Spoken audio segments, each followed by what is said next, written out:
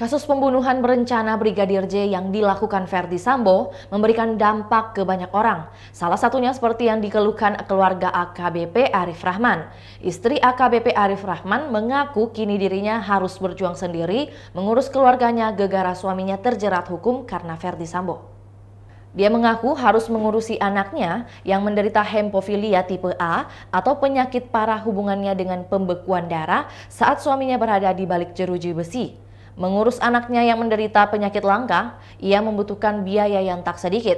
Sementara suaminya yang merupakan tulang punggung satu-satunya harus mempertanggungjawabkan aksi sang atasan dalam hal ini, Verdi Sambo.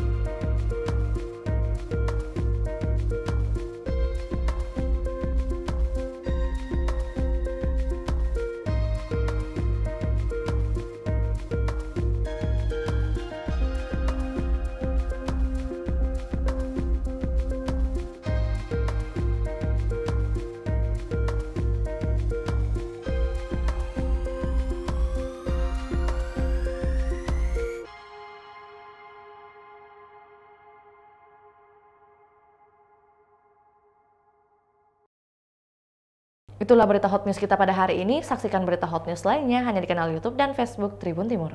Terima kasih sudah nonton. Jangan lupa like, subscribe, dan share ya.